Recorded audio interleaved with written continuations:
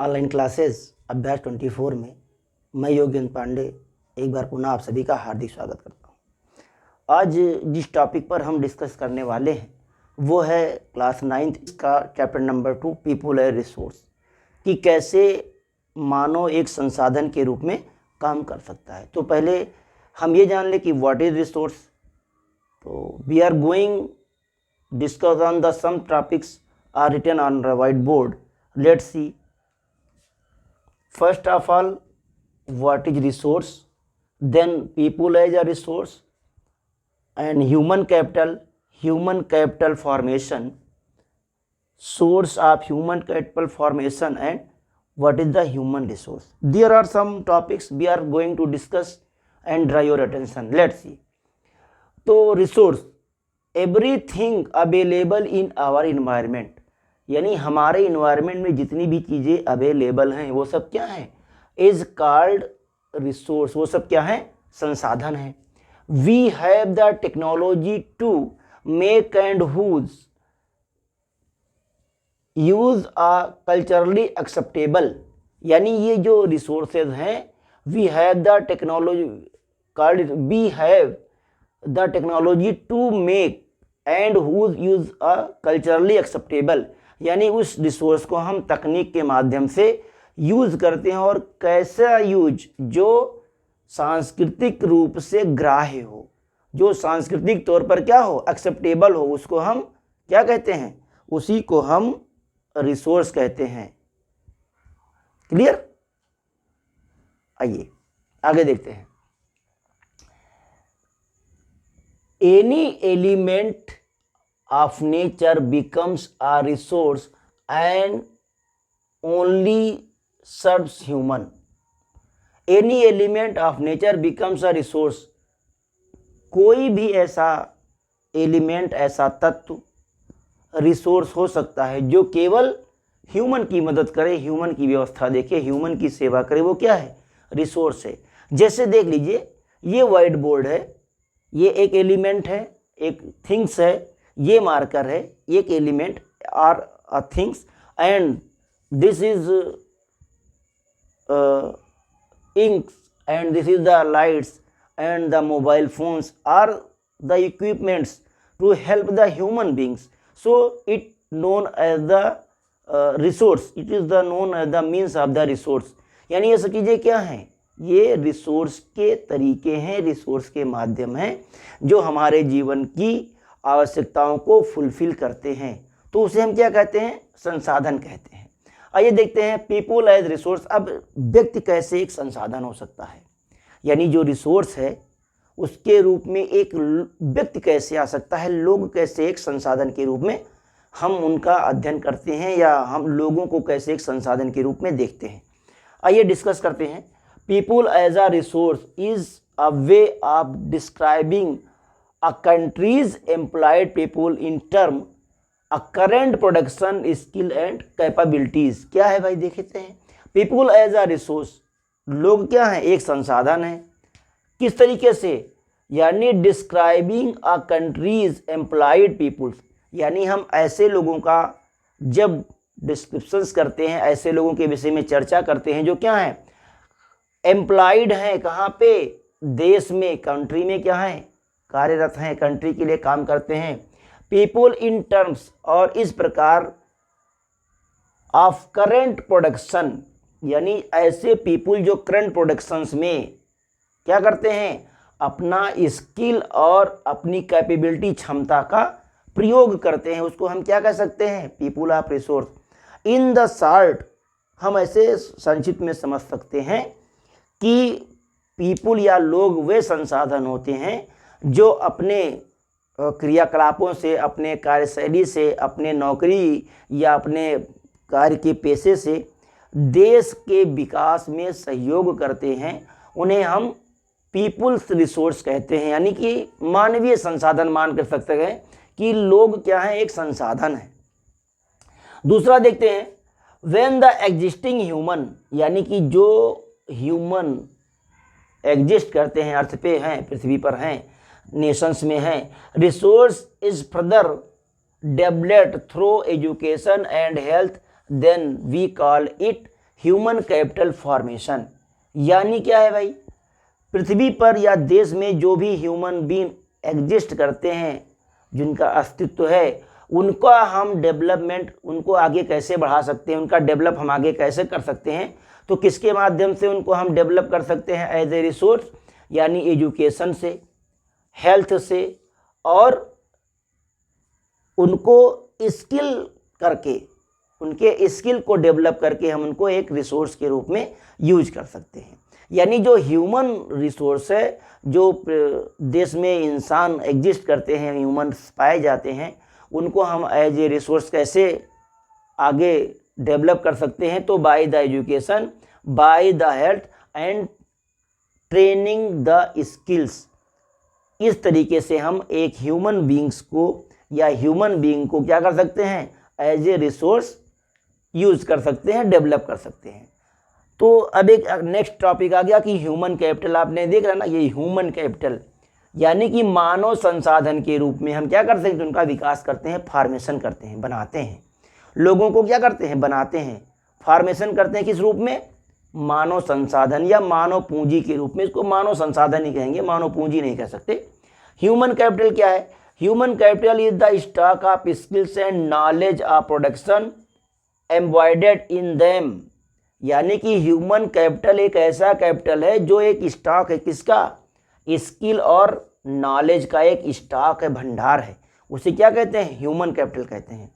यानी जो मानव संसाधन है वो क्या है, ज्ञान और प्रशिक्षण का भंडार है। आगे देखते हैं, are the labour spent on physical capital is called human capital. और जिस तरीके से जो labour spent on physical capital, यानी जो लेबर हम फिजिकल कैपिटल पर स्पेंड करते हैं, यानी जो लोग, जैसे मैं लेबर कर रहा हूँ ना फिजिकल कैपिटल पे, तो मैं क्या हूँ, मैं ह्यूमन कैपिटल हूँ। इन फिजिकल कैपिटल मीन्स, जैसे ये व्हाइट बोर्ड है फिजिकल कैपिटल से, मोबाइल फ़ोन है फिजिकल कैपिटल से, मार्कर क्या है फिजिकल कैपिटल से। इस पर मैं वर्कआउट कर रहा हूँ, इस पर मैं लेबर कर रहा हूँ, अपना वैसे समय स्पेंड कर रहा हूँ, तो ये क्या है, ये ह्यूमन कैपिटल है। क्लियर, आगे बढ़ते हैं। ह्यूमन कैपिटल फॉर्मेशन कैसे बनेगा, human capital, human capital formation means acquiring and increasing the number of people, यानी ऐसे लोगों को आगे बढ़ाना है, उनको इंक्रीज करना है, उनकी योग्यता को एक्वायर करना है, उनकी योग्यता को आगे ले जाना है। हैव स्किल्स, जो क्या रखते हैं, स्किल्स, एजुकेशन एंड एक्सपीरियंस, उनको हम क्या कहते हैं, ह्यूमन कैपिटल। यानी कि by acquiring and increasing the number of the people who have skills, यानी जो स्किल्स रखते हैं, जिनके पास एजुकेशन है और जिनके पास एक्सपीरियंस है, who are important for the economic, जो महत्वपूर्ण है किसके लिए, for the economic and political development of the country, जो देश के आर्थिक और राजनीतिक विकास में सहायक हैं, उन्हीं को हम ह्यूमन कैपिटल फॉर्मेशन, यानी ह्यूमन कैपिटल फॉर्मेशन से क्या होता है, क्या फ़ायदा है, देखिए स्किल बढ़ेगी, एजुकेशन बढ़ेगा, एक्सपीरियंस बढ़ेगा, और उसका इम्पोर्टेंस क्या होगा, वो देश के आर्थिक और राजनीतिक विकास में महत्वपूर्ण भूमिका निभाएंगे। कौन, ह्यूमन कैपिटल। इस तरीके से हमको ह्यूमन कैपिटल के फॉर्मेशन से कई सारे फायदे हैं।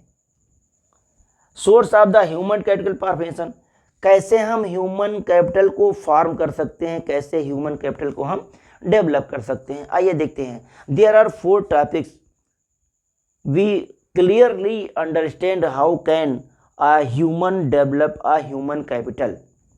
Let's see, expenditure on the health, यानी इंसान के स्वास्थ्य पर खर्चा करना पड़ेगा आपको। आदमी बीमार है तो क्या होगा, पढ़ नहीं पाएगा, उसके अंदर कोई एक स्किल नहीं डेवलप हो पाएगा। तो जब बीमार व्यक्ति है तो क्या वो एक अच्छा ह्यूमन कैपिटल बन सकता है, नहीं बन सकता है। तो इसके लिए हमें क्या करना पड़ेगा, उसके स्वास्थ्य पर खर्चा करना पड़ेगा। यानी सबसे पहले हमको क्या करना है, हॉस्पिटल और मेडिकल कॉलेज स्टेबल करने पड़ेंगे अपने देश में, देश के विकास करने के लिए। नेक्स्ट है expenditure on the education and training, यानी कि अब अगर आदमी स्वस्थ है, खाए पी के कुपोषण के शिकार नहीं भा, इसीलिए देखिए सरकार क्या करती है, बच्चा जैसे ही जन्म लेता है और थोड़ा बड़ा होता है तो गांव गांव में, शहर शहर में आंगनबाड़ी केंद्र खुले हैं। उस आंगनबाड़ी केंद्र का यही मेन मोटो है कि बच्चे कुपोषण का शिकार ना होने पाए, यानी जो ह्यूमन कैपिटल है वो कुपोषण का शिकार ना हो, इसके लिए क्या किया जाता है, आंगनबाड़ी सेंटर चलाए जाते हैं। अगर कुपोषण का शिकार हो जाएगा तो वो अस्वस्थ हो जाएगा, तो इसलिए क्या करते हैं, स्वस्थ पे, ह्यूमन कैपिटल के स्वास्थ्य पर हम सबसे ज़्यादा एक्सपेंडिचर करते हैं। बड़े बड़े हॉस्पिटल चलाते हैं, मेडिकल कॉलेजेस चलते हैं, है ना, ये सब है। एक्सपेंडिचर ऑन द एजुकेशन, यानी ह्यूमन कैपिटल को अगर डेवलप करना है तो उन्हें हमें शिक्षित करना पड़ेगा, उनको हमको ट्रेनिंग देनी पड़ेगी। यानी बड़े बड़े कॉलेजेस खोले जाएंगे, बड़े बड़े इंस्टीट्यूशंस खोले जाएंगे, बड़े बड़े आईआईटीज़ खोले जाएंगे, पॉलिटेक्निक्स खोले जाएंगे। इससे क्या होगा कि इंसान ट्रेंड होगा, और ट्रेंड होगा तो वो स्किलफुल होगा, ट्रेंड होगा तो वो स्किलफुल होगा, जिससे वो देश के डेवलपमेंट में अपना महत्वपूर्ण योगदान कर सकता है। दूसरा क्या है, एक्सपेंडिचर ऑन स्किल अपग्रेडेशन, यानी हमने ट्रेनिंग तो ले ली, लेकिन अगर हमने अपने स्किल को धीरे धीरे डेवलप नहीं किया तो हम क्या हो जाएंगे, ह्यूमन रिसोर्स या ह्यूमन कैपिटल में हम सबसे पीछे रह जाएंगे। क्लियर, इसलिए हमेशा अपने को क्या करना चाहिए, अपग्रेड करना चाहिए। जैसे आप पढ़ते हैं ना, तो पर डे नई चीज़ सीखिए, पुरानी चीज़ें तो आपके पास है ही हैं, तो अपने स्किल को हमें क्या करना है, पर डे अपग्रेड करना है। इससे क्या होगा, आपकी स्किल डेवलप होगी और आपकी डिमांड बढ़ेगी। जो दिखता है वही बिकता है। और कब दिखेंगे आप, जब आपके अंदर क्वालिटी होगी, आपके अंदर अपग्रेडेशन होगा, आपके स्किल्स क्या होंगे, डिमांड के अकॉर्डिंग होंगे, तब आपकी डिमांड बढ़ जाएगी।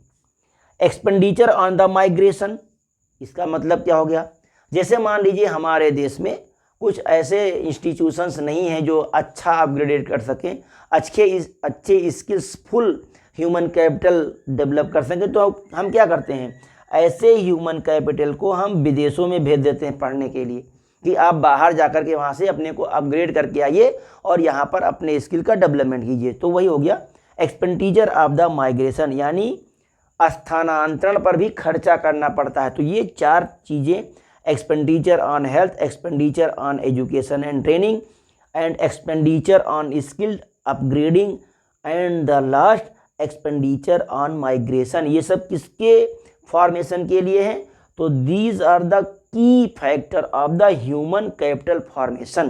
की फैक्टर हैं किसके, ह्यूमन कैपिटल फॉर्मेशन के। अब व्हाट इज ह्यूमन रिसोर्स, इस पॉइंट को देख लेते हैं। Human resource is the concept that views population as more of an asset than a liability on the economy. Human resource is the concept, एक ऐसी विचारधारा है, that views population as more of an asset, कि जो population है वो एक asset के समान है, एक संसाधन के समान है, than a liability on the economy, जो आर्थिक रूप से जिम्मेदार है, वो क्या है, ह्यूमन रिसोर्स है। इन investment in education, training and medical services result in the population training into the human resource. अब इसमें अगर हम इन्वेस्टमेंट करें, ह्यूमन रिसोर्स को डेवलप करने के लिए हम कहाँ इन्वेस्टमेंट करें, इसको देखते हैं।